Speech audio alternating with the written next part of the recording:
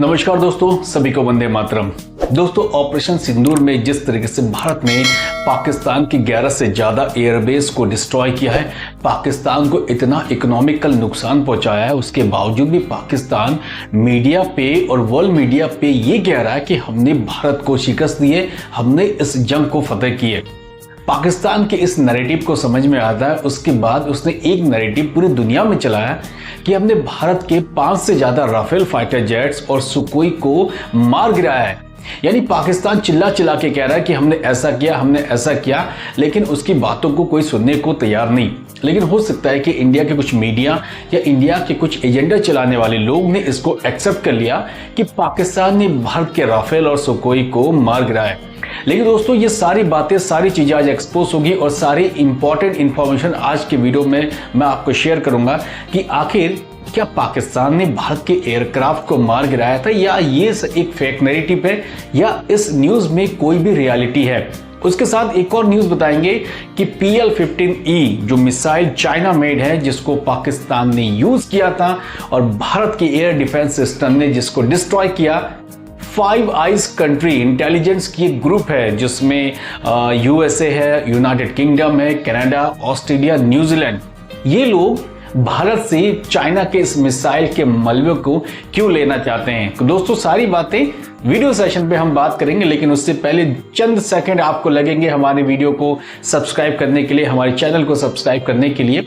उसके बाद प्लीज एक प्यारा सा कमेंट्स जरूर देके जाइएगा और सारी बातें आज के वीडियो सेशन में हम आपके साथ साझा करते हैं। दोस्तों, आज के मॉडर्न डेज में अगर वॉर की बात करें तो हर एक तरफ से, हर एक कंट्री की कोशिश होती है कि वो ज्यादा से ज्यादा ड्रोन का इस्तेमाल करें, जिसमें डिफरेंट टाइप ऑफ ड्रोन हो सकते हैं।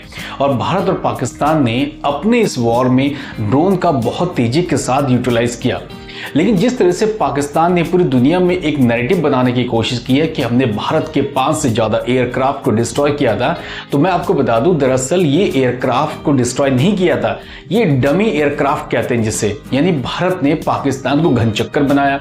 हमारे डिफेंस एक्सपर्ट्स और इंडियन एयरफोर्स की टीम ने इस तरीके से अपनी प्लानिंग की थी कि पाकिस्तान अपने ही प्लान में उलझ के रह जाए, और पाकिस्तान को शायद ये लग रहा होगा कि उसने इंडिया के एयरक्राफ्ट को डिस्ट्रॉय कर दिया। तो चीजें थोड़ी सी क्लियर है दोस्तों।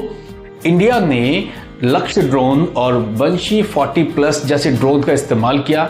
इन ड्रोन को इस तरीके से यूटिलाइज किया गया, इस तरीके से क्रिएटिविटी बनाई गई कि ये जब रडार सिस्टम में आएंगे तो सुकोई 30 MKI या फिर MiG-29 जैसे दिखे। यानी दुश्मन के खेमे में जब रडार एक्टिवेट होगा तो रडार में जब ये इसको आइडेंटिफाई करेंगे तो उनको लगेगा कि शायद सुकोई 30 आ रहा है या फिर MiG-29 आ रहा है। पाकिस्तान के साथ भी ऐसा ही हुआ। पाकिस्तान को लगा कि शायद ये जो ड्रोन हैं वो उनके फाइटर एयरक्राफ्ट है, यानी कि भारत के फाइटर एयरक्राफ्ट है, इसलिए उन्होंने अपनी एयर डिफेंस सिस्टम को एक्टिव किया। जब एक्टिव किया तो उनके फाइटर जेट्स इनके पीछे चले गए, जिससे क्या हो गया, पाकिस्तान के फाइटर जेट्स डाइवर्ट हो गए और दूसरी तरफ से इंडिया ने पाकिस्तान की 11 से ज्यादा एयरबेस को डिस्ट्रॉय किया।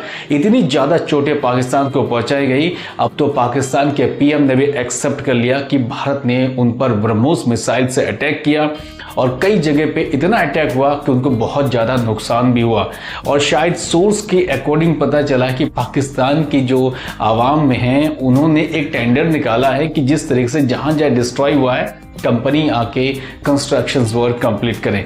अब पाकिस्तान एक्सपोज हो चुका है कि भारत की तरफ से कोई नुकसान नहीं हुआ है, भारत के सभी राफेल जेट सुरक्षित है, भारत के सभी पायलट सुरक्षित हैं। हालांकि सेना की ब्रीफिंग में पहले ही ये सारी चीजें क्लियर कर दी गई थी, लेकिन जिस तरफ से वर्ल्ड मीडिया पे और सोशल मीडिया पे पाक का एक फेक नैरेटिव था, आखिर वो भी एक्सपोज हो चुका है और पाकिस्तान अपने ही प्लान्स में घनचक्कर साबित होता हुआ नजर आ रहा है। और भारत के एक्सपर्ट, डिफेंस एक्सपर्ट, भारत की टीम, भारत की सेना, सभी ने इस तरीके से अपनी प्लानिंग की कि पाकिस्तान अपने ही जाल में फंस चुका है।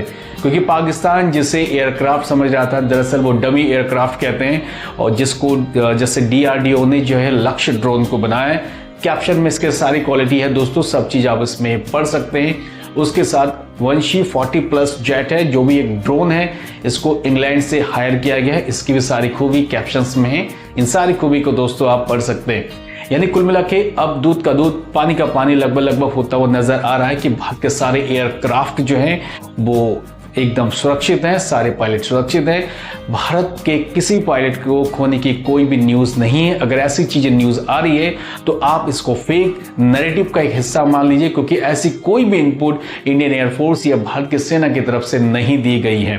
क्योंकि पाकिस्तान एक जाहिल कंट्री है जिसके पास सिर्फ फेक नैरेटिव फेंकने के अलावा कुछ नहीं है, और जिसको मौका मिलता है तो भीख का कटोरा लेकर वो कहीं भी पहुंच जाता है।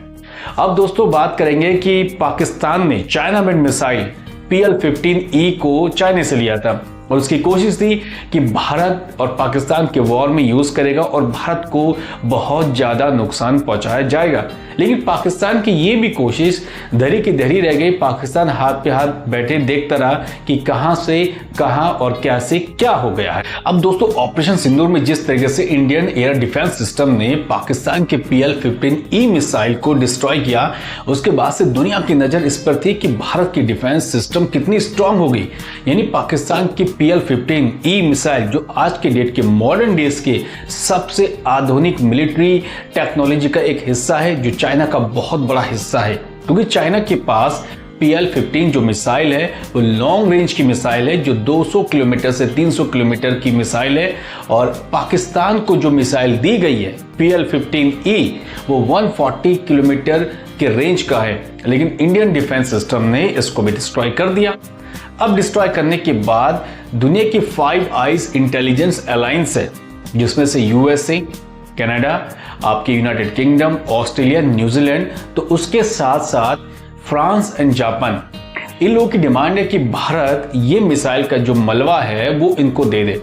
अब देने के पीछे की मंशा क्या है, थोड़ा सा इस चीज को अगर हम जानेंगे तो हमें ये चीज पता चलेगा कि ये कंट्री ये डिसाइड कर रही है कि इस मलबे को लेकर ये रिसर्च करना चाहते हैं। रिसर्च इसलिए करना चाहते हैं कि इंडो पैसिफिक में जिस तरीके से चीन की ताकत बढ़ रही है, तो ये देखना चाहते हैं कि चीन किस तरह की टेक्नोलॉजी को यूज़ करता है, स्पेशली मिलिट्री टेक्नोलॉजी के बेस में किस तरह की AI टेक्नोलॉजी वो यूज़ कर रहा है, और चाइना आने वाले टाइम पे और कौन कौन सी मिसाइल में किस तरह की टेक्नोलॉजी यूज़ कर सकता है। तो थोड़ा सा उन चीज़ों को रिसर्च करने के लिए ये कंट्री इंडिया से डिमांड कर रही है कि मिसाइल को वो इनको सौंप दे ताकि ये रिसर्च कर सके, और आने वाले टाइम पे चाइना की जो पावर है, चाइना की जो टेक्नोलॉजी पावर है, इसको किस तरीके से रोका जाए या किस तरीके से इनका सामना किया जाए, ये कंट्री इन चीजों को लेकर कश्मकश में पड़ी हुई है। अब जो 5 आइज इंटेलिजेंट ग्रुप है, इनकी बेसिकली पीछे मंशा है वो चीज तो मैंने आपको एक्सप्लेन की है।